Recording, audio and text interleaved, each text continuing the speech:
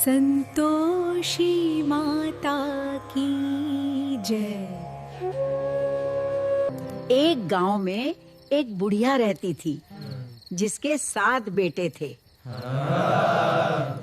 अब 6 बेटे कमाने वाले थे और एक बेटा निकम्मा था। बुढ़िया माँ 6 पुत्रों का जूठा 7वें पुत्र को देती।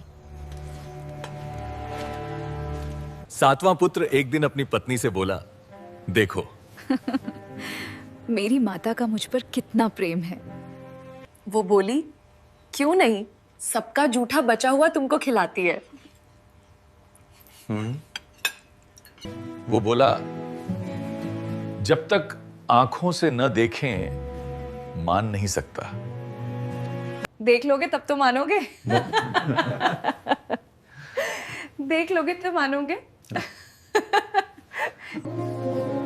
कुछ दिन बाद एक बड़ा त्योहार आया। घर में 7 प्रकार के भोजन और चूरमा के लड्डू बने। वो पत्नी की बात को जांचने के लिए सिरदर्द का बहाना बनाकर पतला कपड़ा सिर पर ओढ़कर रसोई में जाकर सो गया और कपड़े में से सब देखता रहा। 6 भाई भोजन करने आए।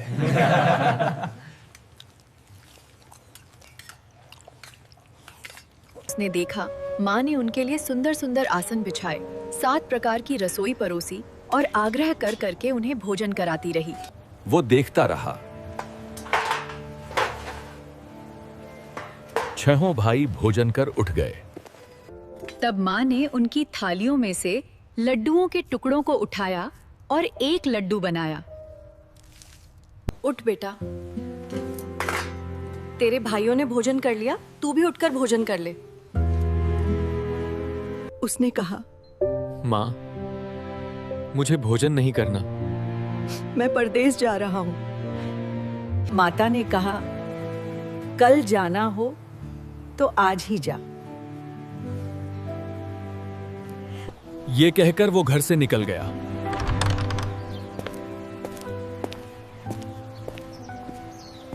चलते समय उसे पत्नी की याद आई। वो गौशाला में कंडे थाप रही थी। वहां जाकर वो बोला, मेरे पास तो कुछ नहीं है, ये अंगूठी है, सो ले लो और अपनी कोई निशानी मुझे दे दो। वो बोली, मेरे पास क्या है, ये गोबर भरा हाथ है। ये कहकर पत्नी ने उसकी पीठ पर गोबर के हाथ की थाप मार दी। वो चल दिया। चलते चलते दूर देश में पहुंचा। वहां एक साहूकार की दुकान थी। वहां जाकर बोला, सेठ जी, मुझे नौकरी पर रख लो। काम देखकर तनख्वाह मिलेगी। सेठ जी, जैसा आप ठीक समझें। उसे साहूकार के यहां नौकरी मिल गई। वो वहां दिन रात काम करने लगा। कुछ दिन में दुकान का लेन देन, हिसाब किताब, ग्राहकों को माल बेचना, सारा काम करने लगा। साहूकार के 7-8 नौकर थे। वे सब चक्कर खाने लगे। लेकिन उसने अपनी लगन, परिश्रम और ईमानदारी से सभी को पीछे छोड़ दिया। उसे अपने किए का फल मिला। सेठ ने भी उसका काम देखा और 3 महीने में ही उसे मुनाफे में साझीदार बना लिया। परिश्रम करते करते 12 वर्ष में ही वो नगर का नामी सेठ बन गया और सेठ अपना सारा कारोबार उस पर छोड़कर बाहर चला गया। इधर उसकी पत्नी पर क्या बीती, वो सुने। सास ससुर उसे दुख देने लगे। गृहस्थी का काम करवाकर उसे लकड़ी लेने जंगल में भेजते। इस बीच घर की रोटियों के आटे से जो भूसी निकलती, उसकी रोटी बनाकर रख दी जाती और फूटे नारियल की नरेली में पानी दिया जाता। इस तरह दिन बीतते रहे।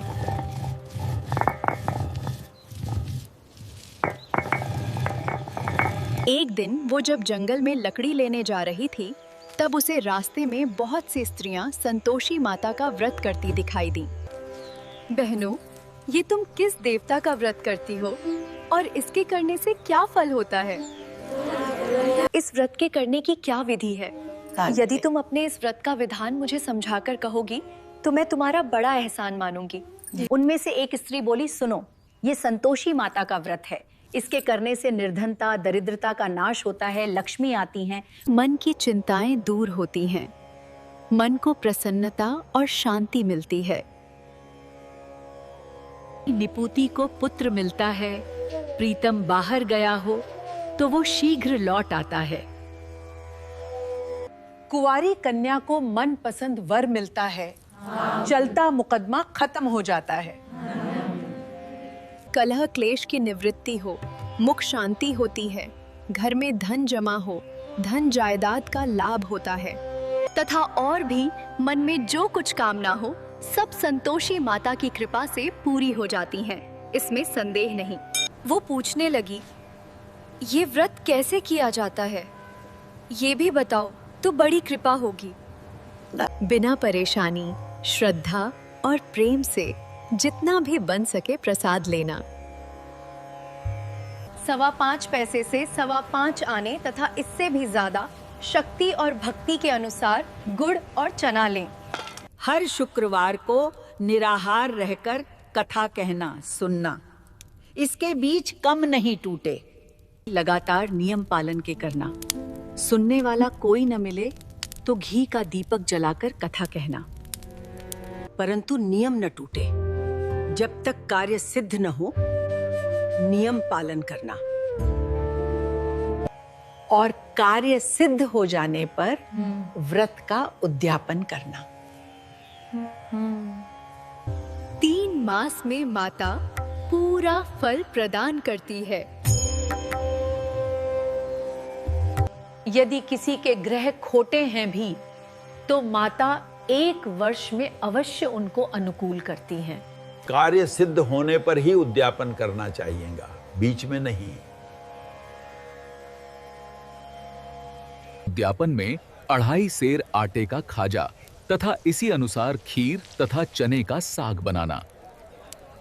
8 बच्चों को भोजन कराना।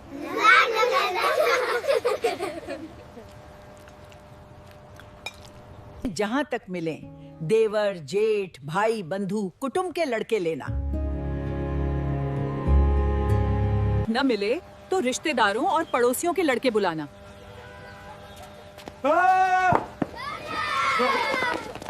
उन्हें भोजन करा, यथाशक्ति दक्षिणा दे, माता का नियम पूरा करना। अंधेरे है क्या? ध्यान रखना, उस दिन घर में कोई खटाई न खाए। ये सुन वो वहां से चल दी। रास्ते में लकड़ी के बोझ को बेच दिया और उन पैसों में गुड़ चना ले माता के व्रत की तैयारी कर आगे चली। माँ, मैं दीन हूँ, निपट मूर्ख हूँ, मैं बहुत दुखी हूँ। माता को दया आई। एक शुक्रवार बीता कि दूसरे शुक्रवार को ही उसके पति का पत्र आया और तीसरे शुक्रवार को उसका भेजा हुआ पैसा आ पहुंचा। ये देखकर जेठानी मुंह सिकोड़ने लगी। लड़के ताने देने लगे। भैया, पत्र आए, रुपया आए तो हम सबके लिए अच्छा है। माँ, मैंने तुमसे पैसा नहीं मांगा, मुझे पैसे से क्या काम, मुझे तो अपने सुहाग से काम है। जा बेटी, तेरा स्वामी जल्दी ही आएगा।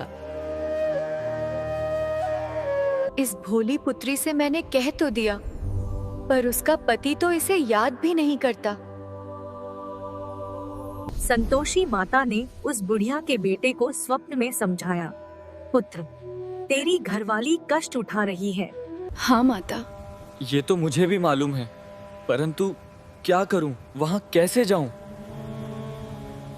परदेश की बात है, लेन देन का सारा हिसाब किताब है, कोई जाने का रास्ता नजर नहीं आता। आप ही कोई राह दिखाएं कि वहां कैसे जाऊं। माँ कहने लगी, सवेरे नहा धोकर संतोषी माता का नाम लें, घी का दीपक जला दंडवत कर और दुकान पर जा बैठना। देखते देखते तेरा लेन देन चुक जाएगा, जमा माल बिक जाएगा, सांझ होते होते धन का ढेर लग जाएगा। वो अगले दिन सुबह बहुत जल्दी उठा। उसने अपने मित्र, बंधुओं, परिचितों से स्वप्न की बात कह सुनाई। वे सब उसकी बात सुनकर उसकी खिल्ली उड़ाने लगे। वे कहने लगे कि कहीं कभी सपने की बात भी सच्ची होती है। एक बूढ़ा व्यक्ति बहुत समझदार था। वो बोला, देवता ने जैसा कहा है वैसा ही करना। तेरा क्या जाता है? बूढ़े की बात मानकर नहा धोकर उसने संतोषी माता को प्रणाम किया और घी का दीपक जलाकर दुकान पर जा बैठा। शाम तक धन का ढेर लग गया। वो हैरान हुआ, मन में संतोषी माता का नाम लेकर प्रसन्न हुआ। घर जाने के वास्ते गहना, कपड़ा व सामान खरीदने लगा और सब काम से निपट अपने घर को रवाना हुआ। उधर उसकी पत्नी जंगल में लकड़ी लेने गई। लौटते वक्त थक जाने के कारण संतोषी माता के मंदिर पर विश्राम करने बैठ गई। ये तो उसका रोज रुकने का स्थान था। धूल उड़ती देख उसने माता से पूछा, हे माता, ये धूल कैसी उड़ रही है? माँ ने कहा, हे पुत्री, तेरा पति आ रहा है। अब तू ऐसा कर, लकड़ियों के 3 बोझ बना। एक नदी के किनारे रख, दूसरा मेरे मंदिर पर और तीसरा अपने सिर पर रख। तेरे पति को लकड़ी का गट्ठा देखकर मोह पैदा होगा। वो वहीं रुकेगा। नाश्ता पानी बनाकर माँ से मिलने जाएगा।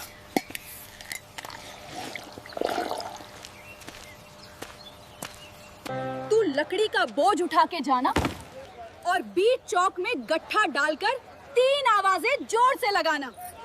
लो सासू जी, लकड़ियों का गट्ठा लो, भूसी की रोटी दो, नारियल के खोपरे में पानी दो। आज कौन मेहमान आया है? आज कौन मेहमान आया है? संतोषी माँ की बात सुनकर वह प्रसन्न मन से लकड़ियों के 3 बोझ बना लाई। अरे, एक नदी के तट पर दूसरा माता के मंदिर पर रखा। इतने में ही मुसाफिर वहां आ पहुंचा। इस प्रकार भोजन कर विश्राम कर वो अपने गांव में आ गया। उसी समय बहू सिर पर लकड़ी का गट्ठा लिए आई। लो सासू जी, लकड़ी का गट्ठा लो, भूसी की रोटी दो, नारियल के खोपर में पानी दो। आज कौन मेहमान आया है? बहू, तू ऐसा क्यों कहती है? तेरा मालिक ही तो आया है। बैठ। मीठा भात खाकर कपड़े गहने पहन। उसके हाथ में पहनी अंगूठी देख व्याकुल हो गया। उसने माँ से पूछा, माँ, ये कौन है? माँ बोली, बेटा, तेरी पत्नी है। आज 12 वर्ष हो गए हैं जब से तू गया है। सारे गांव में जानवर की तरह भटकती फिरती है, कामकाज कुछ करती नहीं, 4 समय आके खा जाती है। अब मुझे देखकर भूसी की रोटी और नारियल के खापरे में पानी मांगती है। माँ, मैंने इसे भी देखा है और तुम्हें भी। मुझे दूसरे घर की चाबी दो, मैं उसमें रहूंगा।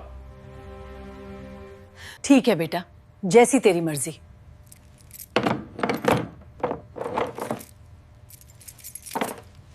उसने दूसरे घर को खोलकर सारा सामान जमाया।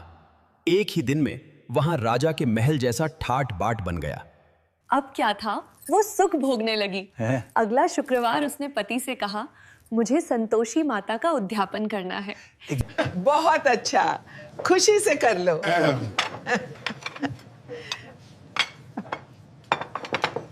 जेठ के लड़कों को भोजन के लिए कहने गई।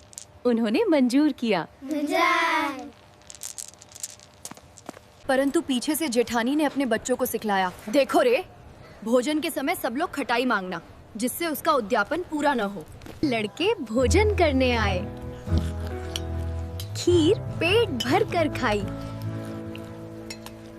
परंतु बात याद आते ही कहने लगे, हमें कुछ खटाई खाने को दो, खीर खाना हमें भाता नहीं। पैसे लाओ। भोली बहू कुछ जानती न थी, उसने उन्हें पैसे दे दिए। लड़कों ने बाजार जाकर उन पैसों से इमली खरीदी और खाई। ये देखकर बहू पर माताजी ने कोप किया।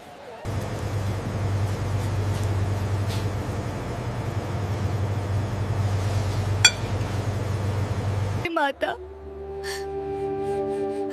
तुमने ये क्या किया? हंसाकर क्यों रुलाने लगी? पुत्री, तूने मेरा व्रत भंग किया है। इतनी जल्दी सब बातें भुला दी। वो बोली, माता भूली तो नहीं हूँ, न कुछ अपराध किया है, मुझे तो लड़कों ने भूल डाल दिया, मुझे क्षमा करो माँ। ऐसी भूल भी कहीं होती है। अब कोई भूल नहीं होगी। अब बताओ मेरे पति कैसे आएंगे? पुत्री, जा, तेरा पति तुझे रास्ते में ही आता मिलेगा।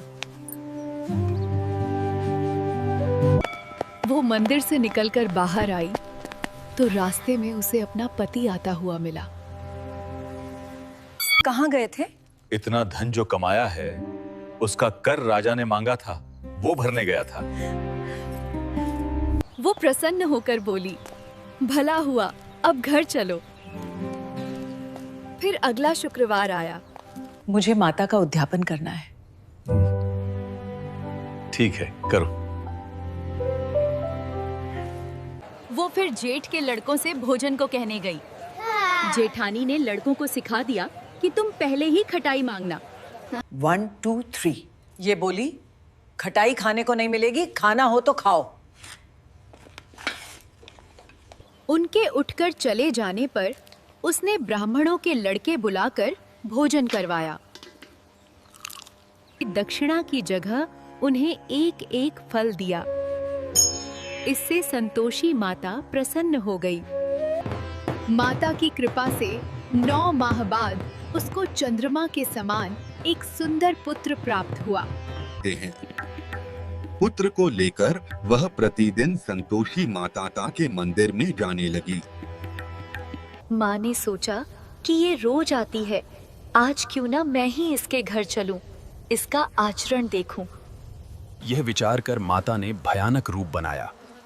गुड़ और चने से सना मुख, उस पर मक्खियां भिन-भिना रही थीं। देखो रे, कोई चुड़ैल डाकिनी चली आ रही है, इसे भगाओ। आज मेरी माता मेरे घर आई है। इस पर उसकी सास क्रोध में भरकर बोली, अरे इसे देखकर कैसी उतावली हुई है जो बच्चे को पटक दिया। इतने में माँ के प्रताप से जहां देखो वहां लड़के ही लड़के नजर आने लगे। माँ जी, मैं जिनका व्रत करती हूँ, ये वही संतोषी माता है।